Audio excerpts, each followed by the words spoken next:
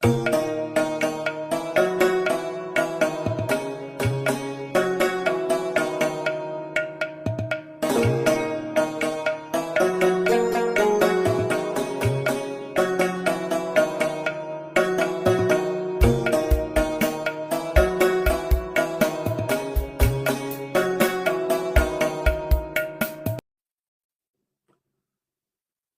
मोहतरम, अस्सलाम वालेकुम, आदाब। प्रोग्राम बेबाक लेकर हम हाजिर खिदमत हैं। बेबाक में हम अपने मेहमान के साथ कुछ बेबाक बातें करते हैं, उनके बारे में जानते हैं, उनकी निजी जिंदगी के बारे में, उनके फन के बारे में, उनके कारनामों के बारे में, वो जिस फन से मुताल्लिक हूँ उस फन के बारे में। आज हमारे इस प्रोग्राम के मेहमान हैं एक ऐसे नौजवान अरशद मुश्ताक साहब, जो थिएटर इनका ओढ़ना बिछोना है। एक ऐसी दीवानापन की हद तक मोहब्बत है इनको थिएटर से। मैं भी मजबूर हो गया, मैं भी कारी हो गया, मैं कायल हो गया इनके फन का। ये जब ड्रामा करते हैं, थिएटर प्ले करते हैं, हमने टैगोर हॉल में देखा, इससे पहले भी देखा टैगोर हॉल में। इनकी एक फिल्म भी आई थी अख्तली लोलिश, जो इन्होंने डायरेक्ट की थी, बहुत ही उम्दा। क्या इन्होंने वहां पे टाइम का जो लोकेल क्रिएट किया था, बहुत खूब, बहुत खूब। अरशद साहब, मैं आपके बारे में सबसे पहले ये जानना चाहूंगा, बेबाक, कि आप इस फन की तरफ क्यों गए? वजह क्या रही? थिएटर ही क्यों आपने चुना? आदमी इंजीनियर बनना चाहता है, डॉक्टर बनना चाहता है, अफसर बनना चाहता है। मुझे लगता है कि कुछ चीजें आप नहीं चुनते हो, वो चीजें आपको चुन लेती है। अगर वो कशिर पे यो ये क्रिएटिव एक अमल होता है, फन होता है, या यो क्रिएटिविटी होती है, ये शो और आसान बच्चस आलव यू गसान एक आवाज आती रहती है जब वो इस दुनिया में आता है और आंखें खोलता है कि कुछ चीजें उसे अपनी तरफ बुलाती है, कुछ चीजें उसे अच्छी लगती है, और वो आवाजें या वो पुकार जो उसकी तरफ आती है, वो शायद कभी घर से आती है, या कभी जहां वो मदरसे में, स्कूल में पढ़ रहा होता तो वहां से आती है। जैसे कभी टीचर बोलता है कि आप बच्चों में से कोई गा सकता है, गाएगा या डिबेट में हिस्सा लेगा, तो सब अगर 50-60 बच्चे स्कूल में हैं, क्लास में, तो सब हाथ नहीं उठाते। तो मुझे लगता है कि मैं ऐसा एक बच्चा था जो हाथ उठाता था, चाहता था कि सामने आके या तो कभी जोक बोलूं, या तो किसी कोई कहानी बोलूं, या कुछ गाऊं। और उससे ये था कि वो करना चाहता था, शायद सब नहीं कर रहे थे। पढ़ाई लिखाई में ठीक ठाक था, उतना अच्छा नहीं था, लेकिन जब कोई एक्स्ट्रा करिकुलर एक्टिविटी, कोई ड्रामा, कोई भी इवेंट स्कूल में होता था, तो मुझे लगता था कि इसमें मुझे पार्टिसिपेट करना चाहिए, क्योंकि मुझे वो बहुत अच्छा लगता था और मुझे उसमें कोई ना कोई खुशी भी मिलती थी। और सबके साथ हंसना खेलना, और उनको शायद एंटरटेन करना, या उनको अपने आप की का होने का एहसास दिलाना अच्छा लगता था। तो ये तो था, ये बात तो हो ही रही थी। और मुझे लगता है कि मुझे लगा कि करना अगर है तो इसी इसी में कुछ मुझे अच्छा लगता है। लेकिन ये नहीं पता था कि थिएटर करूंगा या फिल्में बनाऊंगा, या लेकिन हाँ, गाना सुनना, वीडियो पे फिल्में देखना, या अगर कभी कोई कोई फनकार कहीं परफॉर्म कर रहा होता, जैसे हमारे घर में कभी कभी कोई महफिल लगती थी, तो या क्योंकि मैं नौशहरा में बड़ा हुआ हूँ, तो वहाँ ख्वाजा हबीबुल्लाह नौशहरी रहमतुल्लाह अलैह उनकी दरगाह पे जाते थे, या वहाँ उर्स होता था तो वहाँ सूफियाना महफिल लगती थी। तो हम बच्चे वहाँ जाते थे, तो मुझे बड़ा सुकून आता था, मैं वहाँ बैठ जाता था और वो महफिलें भी सुनता था। और वहाँ अगर कभी कोई कोई डिबेट या कोई दीनी सेमिनार होता था दरसगाह में, तो उसमें पार्टिसिपेट करता था। तो ये सब चीजें बहुत अच्छी लगती थी। और सबसे बड़ी बात थी, घर में रोक टोक नहीं थी इसमें। मेरे घर में मेरे ग्रैंडफादर हमेशा इनकरेज करते थे, और वो उन दिनों बहुत छोटे हुआ करते थे, उन दिनों यहाँ सिनेमा ऑन हुआ करते थे, तो जब भी कोई अच्छी फिल्म रीगल सिनेमा में या ब्रॉडवे सिनेमा में लगती थी तो वो हमें वहां ले जाते और हम वो देखते वहां एज अ चाइल्ड। एक बार एक 3D फिल्म रिगल सिनेमा में लगी तो हम वहां गए और हमें चश्मे मिले। हम बहुत छोटे छोटे छोटा थे। चेतन, छोटा चेतन। नहीं, it was an English film, probably okay. Magnificent Bodyguards. So we saw okay. that the RC film, the Spider-Man थी। तो इसका अच्छा लगता था, तो कहीं ना कहीं वो अंदर आ गया, कहीं ना कहीं लगा कि ये काम भी तो कोई लोग करते होंगे, ये कौन करता है, कैसे होता है। और फिर एक बहुत ही यानी खूबसूरत, जी, जी जी। एक बहुत ही खूबसूरत इंसिडेंट घर में हुआ। मेरे मामा की शादी थी, मामू की शादी थी, और this was probably, we were very small, but this was probably 84 85। तो उनके एक दोस्त अमेरिका से आए थे मेरे, तो वो वीडियो कैमरा साथ लेके आए थे, और पहली बार हमने कोई शादी को वीडियो कैमरा में कैद होते हुए देखा। और बेस्ट ये था कि उसमें एक एक्सटेंशन में एक मॉनिटर भी लगा था, तो जब हम कभी कैमरा के सामने आते तो मॉनिटर में दिख जाते, उस टीवी में दिख जाते। तो वो एक बहुत ही एक मैजिकल सा समा था, एक मैजिकल सी चीज हमारे सामने हो रही थी, और हम उसके सामने कभी टोपी पहने, कभी जंप किया, कभी उसके सामने जाके हंसे कैमरा के सामने, और उधर टीवी में वो ऑलमोस्ट उसके साथ कनेक्टेड था। और बाद में जब वो कैसेट बना तो हम रिपीटेडली VCR पे देखते थे, और वो भी कहीं लगा कि अरे ये तो हो सकता है, ये तो कर सकते हैं, अगर हम सिनेमा में कुछ देखते हैं तो ये हो सकता था। तो एज अ किड हम इनएक्ट भी फिर कोशिश करते थे कि कुछ इनएक्ट करें, और सब बच्चे मिल के कुछ करें।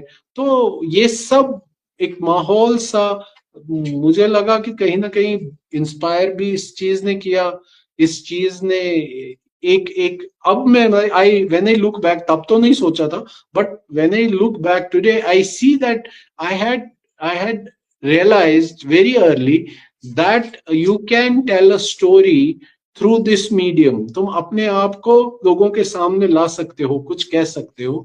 So now I look back and I see that must have been kind of a first kind of uh, my uh, work, or my kind of interacting with the camera when I would tell a cousin, hey यार तू यहाँ खड़े हो जा, या मैं उसके सामने आके कुछ बोलता था, इवन सलाम कैमरा की तरफ करते थे। उस कैसेट का एक पर्पज था, क्योंकि हम उसके साथ कन्वर्सेशंस कर रहे थे, कि उस जो ये वीडियो बन रहा था उसका पर्पज था, क्योंकि मेरे बड़े मामू जो थे वो इंग्लैंड में थे और वो शादी अटेंड नहीं कर पाए।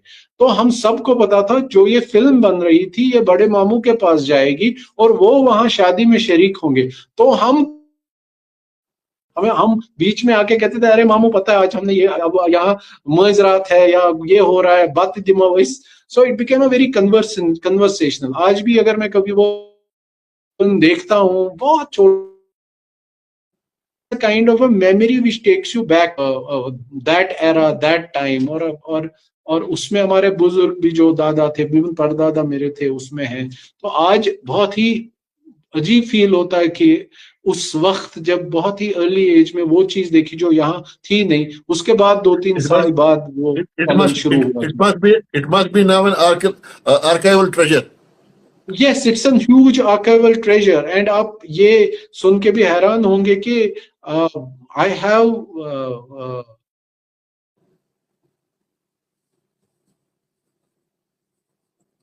मैरिज वीडियोस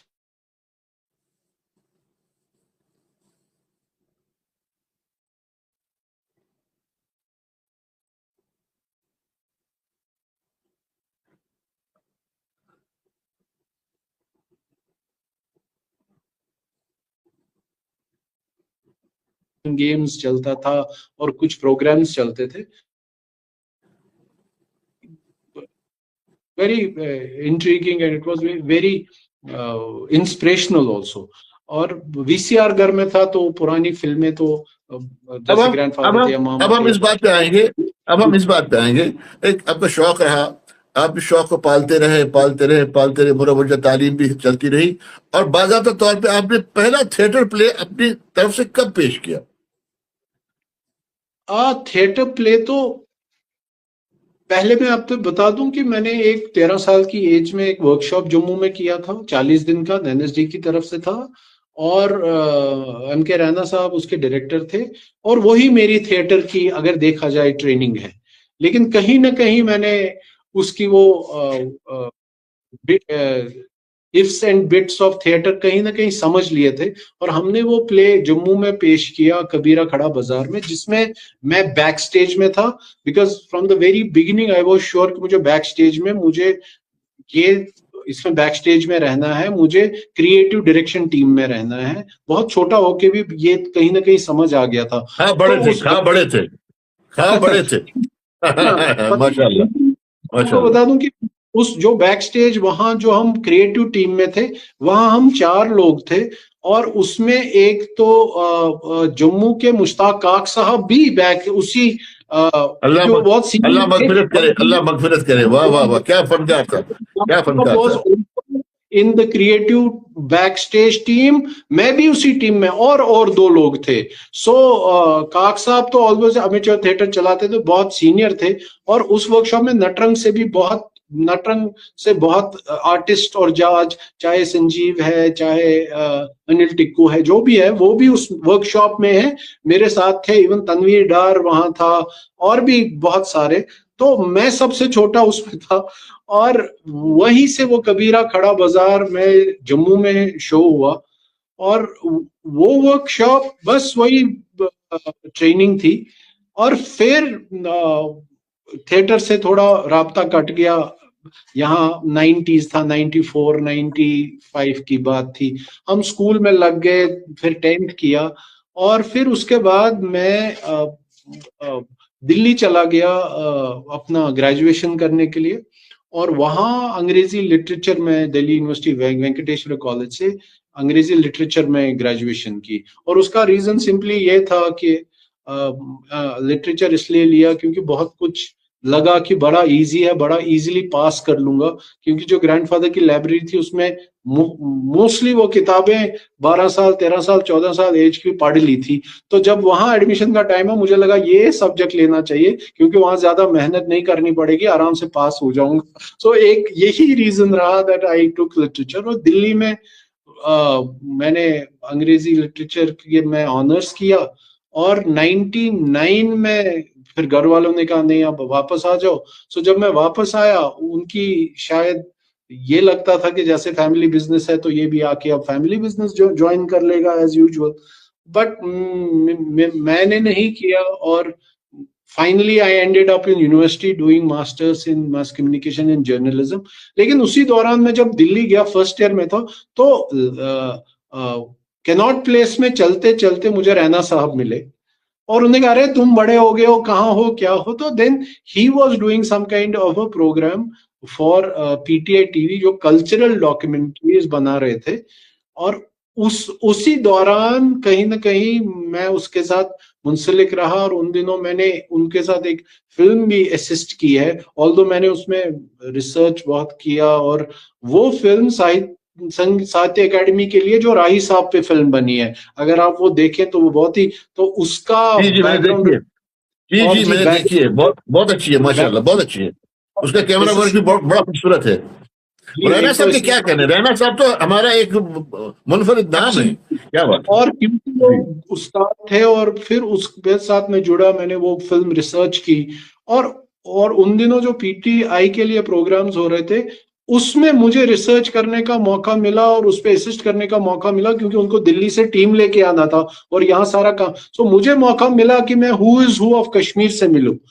तो मैं as a first year in university was lucky enough to meet Akhtar Mahideen Sahab, to meet Kamil Sahab, to meet Ali Mohammad Sheikh Sahab, to meet who is who of Kashmir. तो एक बंदा जो अंग्रेजी पढ़ के आ रहा है, एक क्रिश्चियन मिशन स्कूल से निकल के आ रहा है, जो अंग्रेजी बोल रहा है, जो उर्दू बोल रहा है, और फाइनली जब अख्तर मोहिद्दीन साहब उससे कह रहे हैं कि ये क्या है, और मैं कह रहा हूं ये किला है, वो कहते हैं नहीं कश्मीर का पहला बंकर है। तो एक झटका सा लगता है इन ल्यूमिनरीज से मिलके, इनका काम पढ़ के, राही साहब से मिलके, उनका काम पढ़ के एक नई एक नई दुनिया खुल जाती है आपके सामने।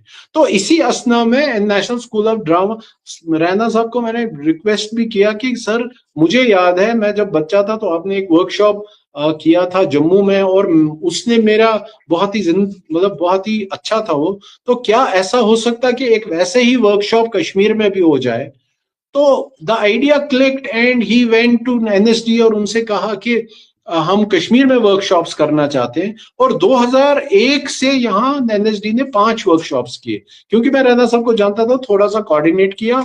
और उसी असना में जब दूसरा साल आया, 2 वर्कशॉप्स हुए। मैं वर्कशॉप का पार्ट नहीं था, I was just helping from outside, क्योंकि मैं ऑलरेडी मास कॉम कर चुका था और बाकी टीवी जो भी यहाँ के प्रोड्यूसर्स और बाकी थे, तो मेरे पास बहुत लोग आते थे, हमें डॉक्यूमेंट्रीज और ये बना के दीजिए। ऑल्दो तकरीबन 300-400 घंटे का उस टाइम मेरा ब्रॉडकास्ट टाइम है, लेकिन I was sure not to give my name as director और anything, because obviously you were ghost directing all of them, because वो किसी और के नाम से आता था और के नाम से। But because I was doing documentaries and making lots of serials, but मैं पूरा उन्हीं दिनों, तो जब ये वर्कशॉप हो रहा था, तो उस वर्कशॉप में गांदरबल का एक ग्रुप था, वो राजा मकबूल उसके हेड थे, अल्लाह उनको गरी की रहमत करे। तो वो मेरे पास आते रहे कि अरे आप वर्कशॉप में आते हो, फीडबैक देते हो, और आपने दिल्ली में भी थोड़ा, तो प्लीज आप एक हमारे साथ प्ले डायरेक्ट करिए।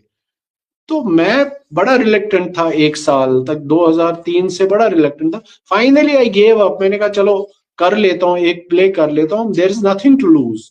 So the play I chose was Waiting for Goro. Waiting for Goro was absurdist play which was part of my curriculum when I was doing English literature.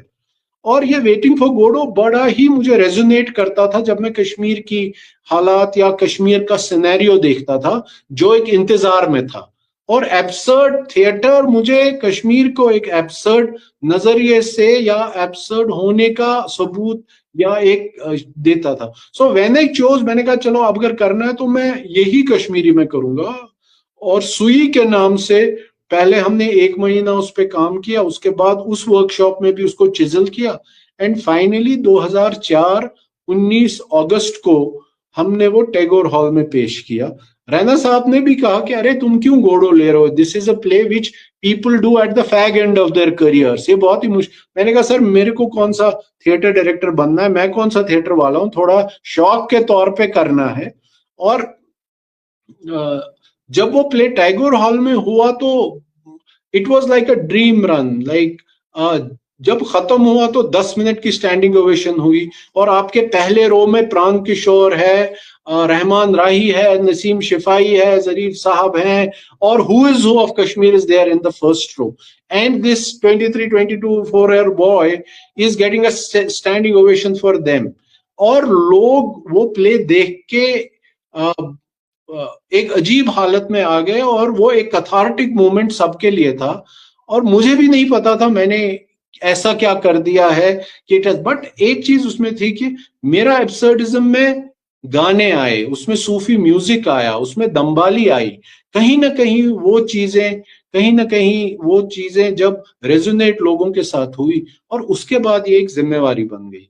क्योंकि अल्लाह मगफिरत करे गयूर हसन साहब को, वो स्टेज पर मेरे को गले लगे और फिर बोला कि भाई हमें तुम्हें थिएटर करना पड़ेगा, अब ये रुकने का मतलब नहीं है, we need somebody to talk about us, talk about our stories. और दूसरे दिन में थिएटर डायरेक्टर था। so दूसरे दिन जी जी जी जी जी जी जी जी बताएं। फिर यही प्ले अगले साल दूरदर्शन ने एक फेस्टिवल यहाँ किया, और दूरदर्शन ने जब फेस्टिवल, थिएटर फेस्टिवल किया, उसमें जम्मू कश्मीर और लद्दाख के सारे डायरेक्टर्स और सारे बड़े बड़े थिएटर ग्रुप्स ने पार्ट लिया, and it was a competitive this festival. और इस फेस्टिवल में हमने ये सुई फिर से किया, और वही इनॉग्रल प्ले था, and by the grace of God it swept all awards including the best director award. So जिस फेस्टिवल में जहां आपके सीनियर्स बलवंत साहब या मिपाम उत्सल जो लद्दाख के हैं या और भी यहाँ के जो थिएटर डायरेक्टर्स हैं, वो सब compete कर रहे थे और एक छोटा सा लड़का उसमें बेस्ट डायरेक्टर और बेस्ट प्ले लेते ये मुझे बताइए इतना कहने के बाद आप आजकल थिएटर को कश्मीर में कहाँ पाते हैं? क्या हम कहीं थिएटर में कुछ आगे बढ़े हैं या वही वो जो है बस बातों में ही रह गया थिएटर? सर बातों में रह गया है। ओवरऑल अगर देखा जाए मसला ये है कि मैंने तो अपने बारे में या अपनी ट्रेनिंग के बारे में थोड़ा सा बताया। अगर 40 दिन थिएटर करके मेरे जैसा कम जानने वाला इंसान प्लेज प्रेजेंट कर सकता है और जब भी प्रेजेंट किया, जो भी प्लेज करे इंटरनेशनली ले गए और उनको पजीराई भी हासिल हुई, लोगों को अच्छा भी लगा, न सिर्फ उसकी स्टोरी लाइन या उसके स्क्रिप्ट के बारे में बट जो इसका डिजाइन है। थिएटर एक परफॉर्मिंग आर्ट है जो 4-5 चीजों का मिक्सचर होता है। उधर अगर किसी ने 20 डायलॉग या 8 सीन लिख दिए, वो थिएटर नहीं है। थिएटर जब तक परफॉर्म ना हो, जब तक उसमें डिजाइन, जब तक उसमें कॉस्ट्यूम, जब तक उसमें थिएटर स्टेज की ब्लॉकिंग और जब तक उसके पस मंजर में कोई थॉट ना हो, तब तक वो थिएटर नहीं है। तब तक वो एक स्टेज परफॉर्मेंस। जी सर, मुझे बताइए, कश्मीर में बांड पौधर एक होता है जिसके मोहम्मद सुबह जिसके बाबा आदम है, मोतीलाल किम्मू है उसके, ये बांड पौधर को आप थिएटर समझते हैं? सर दुनिया में अगर हम देखें, if we look around the world and look at the Greek theatre and then which is one of the oldest theatres, और फिर अगर हम विक्टोरियन या अंग्रेजी थिएटर को देखें, अगर हम अपने भांड पत्थर को देखें तो it is at par with Greek theatre. मतलब we have one of the grandest form of theatre. अगर हम अपने थिएटर को जाने कि हमारा थिएटर कौन सा थिएटर है, तो वो फिर भांड पत्थर ही थिएटर है। जो हम मॉडर्न के नाम पे या हिंदी प्ले कहीं से लाया, अंग्रेजी प्ले लाया और उसको एमेच्योर थिएटर्स ने टैगोर हॉल में किया, so that can not be considered to be theatre of the region. The theatre of the region is which depicts every pro and con of that region, उस area का। मैं बड़े simply आपको बताना चाहता हूं कि जब नाट्य शास्त्र लिखा गया, कुछ लोग तो ये भी कहते हैं कि नाट्य शास्त्र जो भरत मुनि ने लिखा है वो कश्मीरी में ही कहीं लिखा है। चलिए उस डिबेट में नहीं जाते हैं, बट जब अभिनव गुप्त उस पे अपना कमेंट्री लिखते हैं, तो what Abhinav Gupta does to the 8 rasas of Natya Shastra, that he वो उसको एक टेक्स्ट, जो एक टेक्निकल टेक्स्ट भारत मुनि ने लिखा है कि पत्थर कितकंचु कारुन, थिएटर कैसे करना है, अभिनव गुप्त उसको एलिवेट करके उसको एक स्टेज पे इमोशंस को लेके आते हैं। ही turns it into the theatre of consciousness and theatre of spiritual upbringing and human evolution. So what we do, we bring something to the world theater which never has happened, right? So हम लोग हमारी वरासत और हम वारिस दुनिया के सबसे one of the अजीम थिएटर के हैं। मैं बताऊंगा क्यों। अगर आप ग्रीक थिएटर देखें, ग्रीक थिएटर जो प्लेटो ने या सोफोक्लीज ने या बाकियों ने जो लिखा, that is a theatre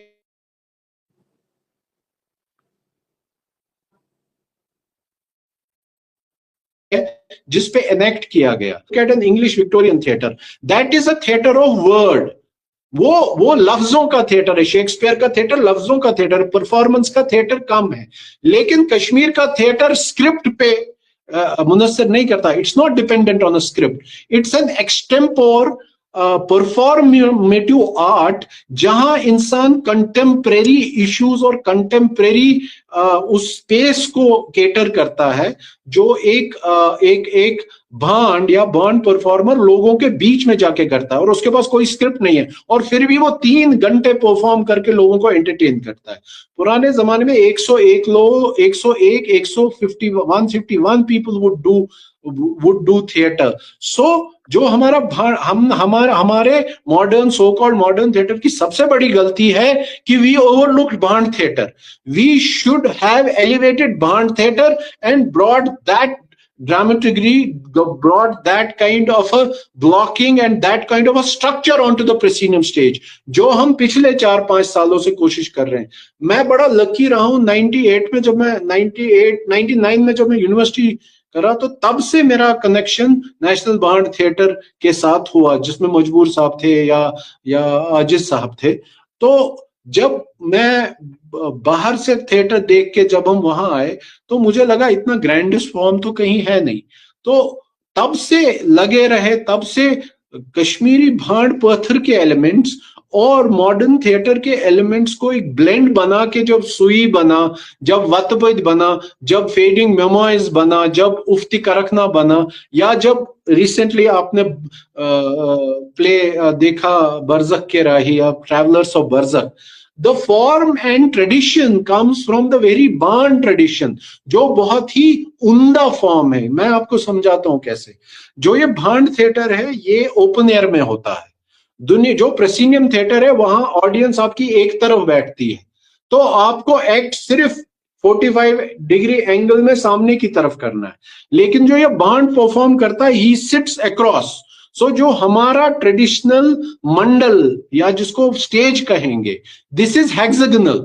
so क्या होता है, इस बांड को चारों तरफ लोग बैठते हैं और इसको हर आदमी को केटर करना है जो उसके चारों तरफ बैठा हुआ। और वो 200, 400, 500 लोग नहीं होते, वो 2000, 5000, 10,000, 20,000 लोग भी होते हैं, राइट? क्योंकि ये कहीं उर्स में होता है, कहीं। मुझे याद है, दिल्ली में मैंने कई मरतबा देखा है, वहां पे जो एक राउंड है स्टेडियम टाइप का, उसमें ऊपर बैठे हैं सब लोग, नीचे वो स्टेज है, गोल स्टेज, उसमें वो सेट्स खुलते रहते हैं और एनेक्ट होता रहता है। दैट्स लेटेस्ट टेक्निक है ना। अब हम देख, अब हम इसी थिएटर को अगर उठाएं और इसी भांड थिएटर को जब हम प्रोसिनियम स्टेज पे ले जाते हैं, तो हमने 3 साल पहले एक एक्सपेरिमेंट किया नेशनल बांड थिएटर के साथ।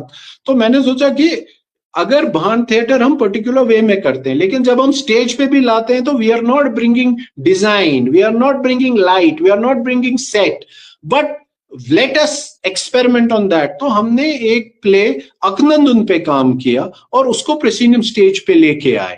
वी डिजाइंड इट, लेकिन जो उसका प्योर फॉर्म, भांड फॉर्म है, उसको टच नहीं किया, उसके सोल को टच नहीं किया, सिर्फ उस भांड प्ले को रीओरिएंट प्रोसिनियम स्टेज के लिए किया। And it was a huge success. It resonated with the audiences.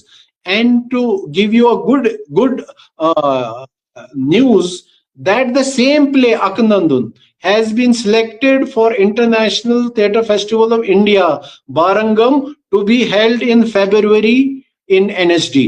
So अगर हम भांड पत्थर के साथ जाएं और उसको मॉडर्न प्रोसिनियम स्टेज को हम आहंग करके चलें, we have the grandest theatrical form in the world. जो हम मॉडर्न में जा रहे हैं, उसके लिए आपको एक ट्रेनिंग चाहिए, उसके लिए आपको स्कूल जाना पड़ेगा। लेकिन जब आप भांड पत्थर करेंगे, ये हमारी रगो रगो में, we just need to understand our own form. सही बात है। ये सब रही बातें थिएटर की, थिएटर से जुड़ी बातों की। अब इसके साथ रोजगार अगर जोड़ दें, रोजगार के क्या मौके हैं इसमें? देखिए, थिएटर पेज, इट्स नॉट कि थिएटर में पैसा नहीं है। मैं आपको सिंपल एक मिसाल देता हूं। रिसेंटली मुगल आजम प्ले स्टेज के लिए किया गया, फिरोज खान साहब बॉम्बे में। when you of a major portion of your life to learn this craft, understand this craft, then people are going to come and pay for your theater. देखिए इंपॉर्टेंट क्या है, अब थिएटर 2 तरीकों से चलता है। There are so many grants available to run a good theatrical company. Sir, जब आपकी दुकान अच्छी होगी तो खरीदार तो आएगा ना। हमने दुकान अच्छी खड़ी नहीं की, हमारा theatre, it has always remained what do you call it has always remained dependent on certain institutions. भाई ये 20,000 रुपए देंगे तब मैं प्ले करूंगा, भाई वहां से 40,000 का ग्रांट आएगा तब मैं प्ले करूंगा। अगर आप वो करना चाहते हो, then people are not going to take such। और उसमें क्या होता है, जब आपको 1 साल में कहीं से 50,000 का ग्रांट आके आपको एक प्ले करना है, आप सोचते हो भाई इसमें मुझे बचाना भी है, वो भी करना है, ये भी करना है, तो you are not spending 30-40 days to prepare for a play। अब आप मुझसे सवाल कहेंगे, अरे आपने तो अभी प्ले करा और आपने कहा आपने इन बच्चों को 12 दिन में प्रिपेयर किया. That comes out of an experience. But when you are beginning you can not do it in 12 days और 13 डेज और 15 डेज. आपको उस प्रोसेस में जाना पड़ेगा. और एक बात मैं आपको बताऊं, यहाँ के theatres, if there are good theaters, why, like when you are taking your play, पहला प्ले तो हम खुद करते हैं, पहला प्ले तो हम खुद फंड करते हैं, और जब उसका एक डीवीडी बनता है, जब उसकी क्वालिटी होती है, then when this is sent to different festivals. Last year हमने माग किया था मैकबेथ की एडेप्टेशन, और विंटर में कम से कम हम रंगशंकरा ले गए, हम स्टूडियो सफदर ले गए, हम बैंगलोर इंटरनेशनल सेंटर ले गए, हम 20 जगहों में प्ले करके आए, और it's not for free. Bangalore international centre में हमारे प्ले का टिकट 1500 रुपए था, और वहां 600 लोग अंदर बैठे हुए थे. सो द पॉइंट इज, जब आप अच्छा पश्मीना और शातूस का शॉल बनाएंगे, कानी शॉल बनाएंगे, उसमें प्योर मटेरियल डालेंगे, उसका काम सही होगा तथा सोजनी जबरदस्त, तब वो 6 लाख का बिकेगा. आप वहां सड़क से शैतान तर अनिव तो तात करियो रंग तो पद नीरियो कन्ने, nobody is going to buy. So theatre has money, but you need to train for theatre. हमारे पास ट्रेन्ड प्ले राइट्स नहीं है, हमारे पास लोग इसको एज करियर नहीं ले रहे हैं, इनके लिए पार्ट टाइम पास टाइम है. तो जब तक आप एमबीबीएस करेंगे, उसके बाद आपको एमडी भी करना पड़ेगा, उसके बाद आपको सुपर स्पेशलाइजेशन भी करनी पड़ेगी, और अगर फिर आप सर्जन है तो आपको लेप्रोस्कोपी भी समझनी पड़ेगी, तब जाके आप किसी का गाल ब्लैडर निकाल सकते हैं. आप घर से कैंची लेके निकलेंगे और लाल चौक आएंगे, भाई मैं गाल ब्लैडर निकालता हूं, ऐसा नहीं होगा. क्या बात है, क्या मिसाल दी आपने. अच्छा, मैं सिर्फ दिल्ली से बताइए, बेबाक तौर पे बताइए, आप कश्मीर में खास तौर से थिएटर को कहाँ पाते हैं इस वक्त? सर, 2 किस्म के थिएटर हो रहे हैं यहाँ. एक, अगर हम एक उस थिएटर को, या जो यहाँ हो रहा है या जो लोग कर रहे हैं, ये एक रिवायती तरीके से हो रहा है, कोई इदारा इनको सपोर्ट कर रहा है, 1 साल में 1 प्ले 2 प्ले किया, ये चलता जा रहा है.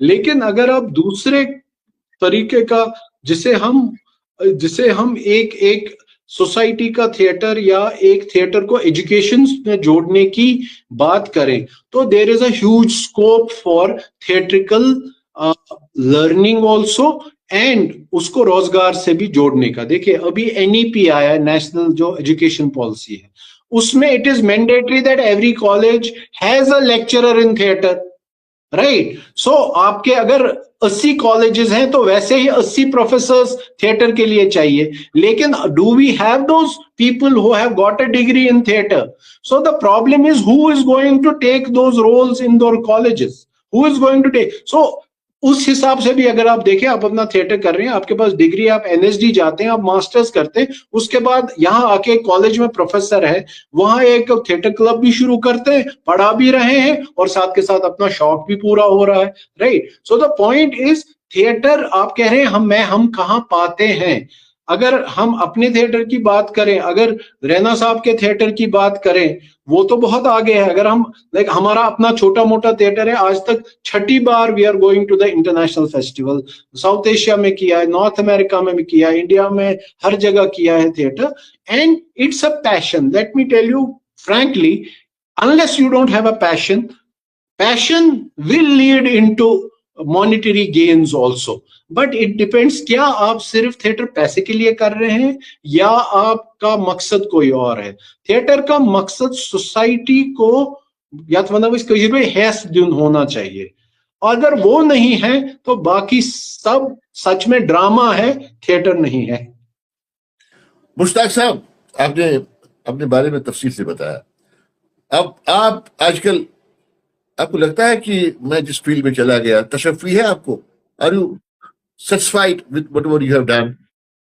सर, मैं आपको बड़े सिंपली बता दूं कि 2004 में जो जर्नी शुरू हुई, वो 2024-25 में 21 साल हो गए हैं, और इन 21 सालों में हमने 13 प्लेज बनाए हैं, जो हमने लिखे भी है, करे भी हैं, और जो इंटरनेशनली भी घूमे हैं और बहुत जगह घूमे हैं, और पजीराई भी बहुत हुई. इसमें उर्दू में भी हुए हैं, कश्मीरी में भी हुए हैं, और रिसेंटली कुछ दिनों पहले वर्कशॉप प्ले जो बच्चों के साथ किया, ट्रैवलर्स ऑफ बरज़क, और आप खुद भी वहां थे और सामने बैठे थे और आपने वो काम देखा, and done by just students who had come for a workshop. So हाँ, मैंने अगर देखा। उसमें कोई मतलब nobody was asked to give a ticket, nobody was asked to pay, but चिल्लाई कलान में भी आपने टैगोर हॉल फुल देखा, और ये भी देखा कि नॉर्मली जो थिएटर शोज में वहां ऑडियंस होती है, थिएटर वाले और दूरदर्शन वाले और रेडियो वाले, उनमें से वहां खाली कोई था, 2-4 लोग ही थे.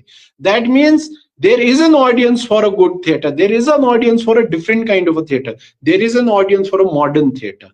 अब आप सेटिस्फेक्शन की बात करेंगे तो आप मुझे आज अगर मेरे साथ बात कर रहे हैं तो न तो आप मेरे, क्योंकि मैं निफ्ट डिजाइन कॉलेज में प्रोफेसर हूं, उस बारे में बात कर रहे हैं, मैं साथ के साथ डॉक्यूमेंट्रीज बना रहा हूं, उस बारे में बात कर रहे हैं, मैंने टीवी के लिए इतना ज्यादा काम किया है, उस बारे में नहीं बात. आप मेरे से इसलिए बात कर रहे हैं क्योंकि मैंने थिएटर किया है, और ये वो चीज है जिससे मैंने एक पैसा नहीं कमाया आज तक, लेकिन ये इसीलिए पहचान. तो अगर मैं सेटिस्फाइड नहीं होऊंगा तो ये तो नाशुक्री करना अल्लाह का है. मुझे लगता है कि उसने कहीं ना कहीं देखा था कि भाई तुम्हें यही करना पड़ेगा, इसलिए ऐसे मोड, ऐसे मौके और ऐसी लर्निंग आई, ऐसे टीचर्स आए, राही साहब जैसे, गयूर साहब जैसे, रैना साहब जैसे, जिन्होंने वक्तन फवक्तन कहीं ना कहीं किसी मोड़ पे एक एक डायरेक्शन दिखा दी, और उससे शायद मुझे लगा कि सच में जब जब जब राही साहब ने भी और बाकी ने कहा सुई के बाद की एक रिस्पॉन्स तुम्हें करना होगा, तो मुझे लगा कि जब यमो जिठो वोन यमो त्रो क्या था यह कारुन. एंड आई थिंक कि आज भी अगर रात दिन इसके साथ ही बैठा रहता हूं मैं, नो डाउट, मतलब 36 प्लेज लिखे हैं जिसमें 9 एडेप्टेशंस है फॉरेन प्लेज के. अभी recently Sol Bridge and other places, बच्चों के लिए 7 प्लेज अंग्रेजी में लिखे हैं. दिदरानी पे प्ले लिखा है, मेहरकुला वर्स में 3 चैप्टर्स में आएगा. अंग्रेजी में 6-7 प्लेज हैं, उर्दू में अभी रिंचन शाह खत्म किया है प्ले लिखना, तो 36 प्ले भी हो गए. लेकिन अभी बहुत लोग कहते हैं कि छापो, वो मैंने कहा नहीं, मैं प्रैक्टिकल आदमी हूं, जो प्ले लिखा है वो स्टेज पे करता हूं. तो ये बहुत जरूरी है, और अगर हम ये न कर पाए, अगर हम थिएटर का लिटरेचर, थिएटर का एक्चुअल परफॉर्मेंस और फिर उसको एक सक्सेसफुल प्लेटफॉर्म पे ले पाए, तो तभी हमारी कंट्रीब्यूशन है. अगर हमारा प्ले जनवरी फरवरी में नेशनल स्कूल ऑफ ड्रामा में इंटरनेशनल थिएटर फेस्टिवल में हो रहा है, जहां 1000 प्लेज में से सिर्फ 80 सिलेक्ट हुए हैं, तो मुझे लगता है कि इसका स्कोप भी है. लेकिन सबसे बड़ी बात है कि आगे जाके हमारे यंगस्टर्स को they have to take it as a career. We need producers of theater, we need actors of theater, we need directors of theater and playwrights in theater. और ग्रांट्स इतने ज्यादा हैं आजकल, इजीली अगर आप सच में मास्टर्स इन प्ले राइटिंग करना चाहते हैं फाइन आर्ट्स में, तो fully paid Ivy League universities आपको 3 साल का मास्टर्स करने के लिए अमेरिका और यूरोप में आपको वेलकम करते हैं. और सबसे बड़ी बात, जो नया ट्रेंड दुनिया में हुआ है हाइपर लोकल का, अब they are looking for the narratives from other worlds. अंग्रेजी नैरेटिव्स, यूरोपियन नैरेटिव्स बहुत हो गए, अब आपको अफ्रीकन राइटर्स आ रहे हैं, साउथ एशियन राइटर्स आ रहे हैं. सिमिलरली थिएटर में भी एक चेंज आ रही है, और वो चेंज है they are looking for the local narratives. इंशाल्लाह हो सकता है 2-3 सालों में हम हिमाल नयगराय अमेरिका में ब्रॉडवे में या ग्लोब थिएटर लंदन में कर रहे होंगे. ये कोई इम्पॉसिबिलिटी नहीं है, ये हो सकता है. But theatre needs educated people to be part of it. It needs a very serious team to be around it. It's not pass time, it's a full time pursuit. आपको 24 घंटे में 4 घंटे थिएटर पढ़ना पड़ेगा, ये सिर्फ करना नहीं है. बिल्कुल सही बात मुश्ताक साहब, यानी जो काम भी करो वो ईमानदारी से करो, वो लगन से करो, वो ये जान के करो कि मुझे ये काम करना है और इस काम को ईमानदारी से निभाना है. आपने अपनी जो अपना शौक था, अपना जो पैशन था, उसको ईमानदारी से निभाया आज तक। अल्लाह आपका जोर कलम और जोर फन और ज्यादा करे। हमारी दुआएं आपके साथ हैं, आप हमारे बरखुरदार भी हैं और हमारी तबीयत खुश होती है जब हम अपने यंगस्टर्स को देखते हैं कि वो आगे बढ़ रहे हैं। हम भी इस पथ पे चले हैं, अब हम बस आपको देख देख के खुश होते हैं और मसरत महसूस करते हैं। अल्लाह आपको कामयाबी दे और जो फन आप आगे ले जाना चाहते हैं उसमें भी आपको कामयाबी मिले। बहुत बहुत शुक्रिया, आप बेबाक के आज के शुभ बारे में तशरीफ लाए और हमारे कुछ सवालों का क्या कुछ बातों का जवाब दिया, कुछ बातें खुल के हमारे सामने की। मुश्ताक साहब, आपका बहुत बहुत शुक्रिया। शुक्रिया sir, thank you very much.